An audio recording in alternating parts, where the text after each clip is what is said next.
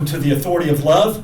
On this Family Foundation Friday, I'm your host, Greg Williams, joined by our co-host, David Walls from the Family Foundation. Welcome to you listeners and viewers, however you are catching us. And David, welcome to you again, brother. Good to see you again. It's good to be with you, Greg. Yeah, we were off last week as far as you and I, but they had a show and program, so appreciate that. And I just have to say, people know I was on the Caribbean last week. Yeah. And it was a good cruise. It was a good cruise. Got a great opportunity to teach a ministry, some leadership or a ministry. They were very welcoming and wonderful. The other thing was we had several teenagers in college age, a couple or two, and even a Hindu gentleman that joined us. Wow. When we were doing that. So, and everybody requested one of our books, The Authority of Love, and we were able to give them one. So, trust the Lord was working, seeds were planted, we'll trust Him for the fruit. Yeah. The Lord works even on cruises in the Caribbean. What a Imagine that. He's omniscient. I'm still just a little jealous, so let's move on, Greg. Yeah. Gotcha. Right. We'll do that. And by the way, Father's Day was this past Sunday. How was yours? Man, I had a great Father's Day. I was blessed to have my dad here visiting us. My mom and dad came to visit us from Texas, and we had a good time. Got to go to some soccer games, and we got to visit the Kentucky Capitol. We didn't get to go inside, but my dad and I had a memorable experience as we were walking around. I was walked around and we're looking at the governor's mansion. It just started raining cats and dogs. So we got to take off together, running and try to get a shelter, which wasn't very good shelter. And by the time we made it back to our car, we were soaked to the bone.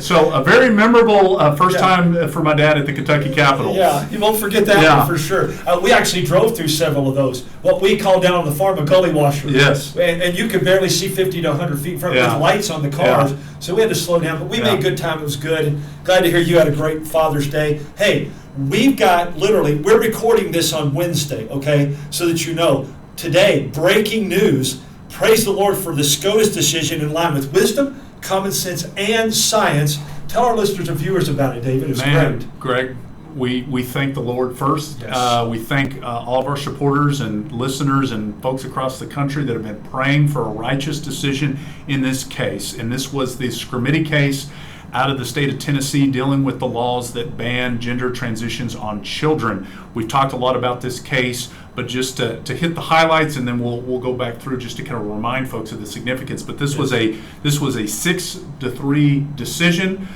So essentially you had the more conservative leaning justices all together, and the three more liberal justices were the three, but that's a very strong decision, and essentially the Supreme Court rejected the outrageous arguments of the ACLU and LGBT advocates that had actually been arguing, Greg, that the Constitution, the United States Constitution, somehow protected a right to mutilate a child. Created, first of all. Right. Yeah, and then protected. Right. Yeah.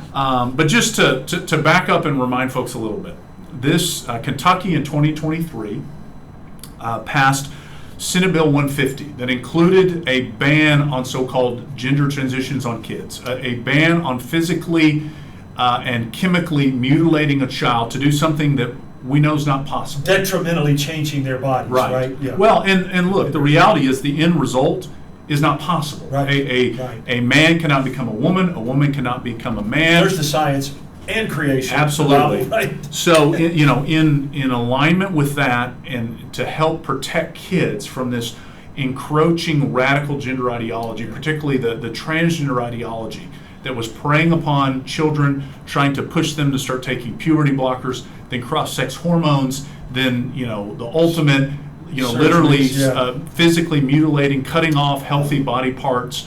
States like Kentucky and Tennessee, and now at least 25 states, had passed state laws to say you can't do this to a child. Right. And honestly, Greg, there's government does a lot of things that it shouldn't do. Protecting kids from being physically, chemically mutilated, that's exactly what government was created to do. Right. And so after those laws were passed, this case actually has a tie to Kentucky. So Kentucky and Tennessee's law, little technical difficulties here if you're watching the video, but we got it covered. Kentucky and Tennessee's law were challenged originally, first at the federal district court level, then it went to the Sixth Circuit. And the Sixth Circuit overwhelmingly upheld Kentucky and Tennessee's laws that are very similar. And we were very thankful for that. But what happened after that is the ACLU then continued the challenge just on the Tennessee law. And that case went all the way up to the U.S. Supreme Court. So Scarametti, that word, that is the Attorney General of Tennessee. Right. So we're very, very thankful for him and his office and their work defending the law.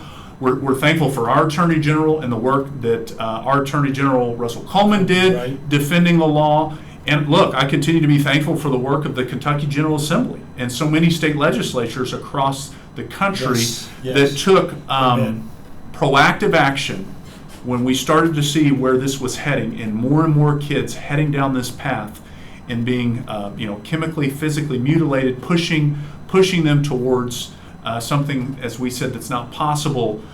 Those laws were put into effect, and essentially that effort was vindicated resoundingly today in this important Supreme Court decision. On Wednesday. Yes, on Wednesday. Right. Yes. So it's 2 days old now. We're loving it even more. Yeah. Here's the interesting two comments on that, David. Very interestingly, one of them is a biblical comment. The other one is a cultural comment. You said it earlier, and I chimed in with you. Not only are they protecting, but they're actually wrongly and falsely creating rights. And the whole push behind that is, as they did with Roe, was if government can create the rights, then they can control them. Right. The only one that gives us rights, this is the biblical comment, the only one that gives us rights is God. Right. Right. Now, government is supposed to protect those, and that's what you're talking about. And that's what the Supreme Court has done with this. Yeah, and look, I mean, the reality is, the other side, we see them, they try to redefine terms. Yes. In this case, is literally trying to redefine Falsely humanity create, and biology. But as it relates to the law, redefine terms and say, oh, well, this is a right to health care. Yes. Well, one, it's not health care, but two, think about it in terms of the context of the child. And we talk about this some in the abortion context as well, Greg. Children, babies in the womb, children that are growing up, have a right to not have their bodies harmed. Yeah. And that is a primary role. As every human being does. Absolutely. But they're the most vulnerable. Absolutely. Yes. So let's dive in just a little bit deeper, because I know Justice Roberts, the Chief Justice, wrote the majority opinion that, as I mentioned, 6 justices signed on to. But I do want to point out that Justice Thomas, who's has been a very strong constitutional conservative voice for many years on the court, maybe the strongest. Yeah. We won't have that debate today, but he had a concurring opinion, which a lot of times the justices can do to add a supplemental argument or something they really want to get across. Strengthens the precedent, basically. Absolutely, right? Yes. Yeah.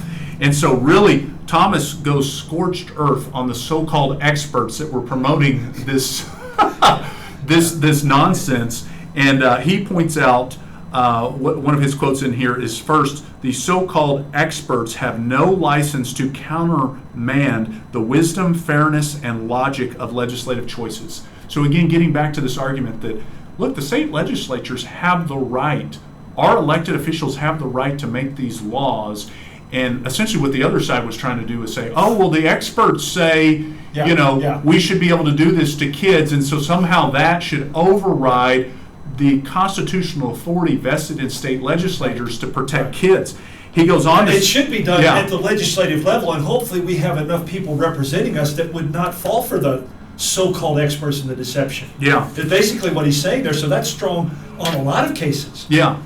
A couple more quotes. I just got to. Oh, yeah, it's good. This is, again, quoting from Justice Thomas's concurring opinion. Taken together, this case serves as a useful reminder that the American people and their representatives are entitled to disagree with those who hold themselves out as experts, and that courts may not, quote, sit as a super legislature to weigh the wisdom of the legislature. Yes. Those quotes affect a lot of things, right? I mean, that has a lot of power. Yes. And then finally, the views of these self-proclaimed experts do not shed light on the meaning of the Constitution.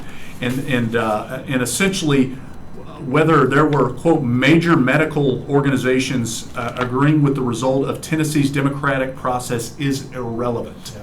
So Wow. now That's scorched earth for sure. that is when it comes to an opinion of the U.S. Supreme Court. Yeah. And look, that really needed to be said because so much of this debate, Greg, had been centered around these false experts, these false studies, so-called that were pushing this, and we know a lot of this has to do with the big dollar and the fact that once you push someone towards this, you're essentially creating a lifelong person that's dependent on expensive drugs, potentially surgeries, and on down the line. Yeah, and we know that. That is clear. Absolutely. It's already in the few years that this has gone on. We know that it's continual. Yeah. The medicines, the infections, the surgeries, all these continue. It's a money pit. Absolutely. But it's a money pit that feeds the so-called experts and their doctors and whatever. And that Paul said to Timothy, the love of money is the root of all kinds of evil. And that's what we're seeing. Now, in line with that, and I think this strengthens this, David,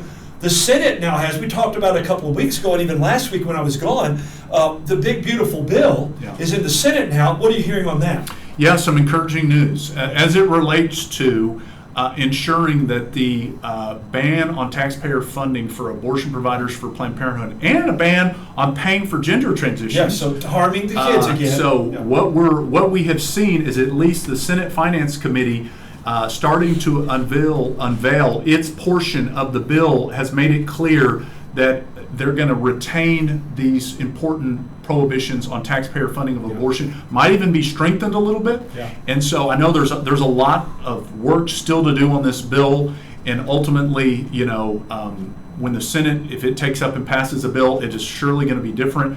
The House and Senate versions, ultimately they'll have to pass the same version. But this is encouraging because we have been encouraging, and many of our pro-life allies across the country have been really laser focused on ensuring that the Senate keeps these important defunding of abortion providers, defunding of paying for gender transitions in the bill. That seems to initially be the case. But we encourage folks to continue to go to our website at KentuckyFamily.org, go to our Take Action page. You can send an encouraging message to Senator McConnell, Senator Rand Paul, to encourage them to vote in support. Whatever the final version of the bill looks like, we've got to make sure that we defund Planned Parenthood. Yes, absolutely. Sir. Yeah, and let me say a couple things here. I've said it before, I got to say it again. Keep the prayers going up and keep the pressures going out. Yeah. And that's what you do going there, right? Absolutely. Yeah. Look, and Greg, you know this, but we've been praying fervently. We've been asking our supporters to pray over this particular case. And, again, I know we already said, but we just got to acknowledge we thank the Lord that He allowed the Supreme Court to move forward with this decision that we believe is a strong, righteous decision. And look, we have seen President Trump kind of take this ball from the states and start to really hammer and push and say the federal government should be involved on this. And I really believe this decision is going to give even more wind behind the sails at the national level to continue to say, at the end of the day, we've got to root this radical gender ideology out of government and to ensure that kids and really all of us are protected. Yeah, because remember, June is, and this is what we're in, June is Fidelity Month and Life Month rather than Pride Month, so we cannot be fiscally conservative and socially liberal. Absolutely. It will not work. I've said that, I'll say it, I'll continue to say it. Plug the forum real quick, David. Yeah, we continue to be excited about our forum on Saturday, September 27th with Coach Joe Kennedy, our keynote. Look forward to having you join us. Yeah, so thank you for joining us. Thanks for your prayers. Thanks always to the Lord. Make it a great day, and God bless in Christ. I'm your host, Greg Williams, with co-host David Walls. You're listening to The Authority of Family Foundation Friday on The Authority of Love.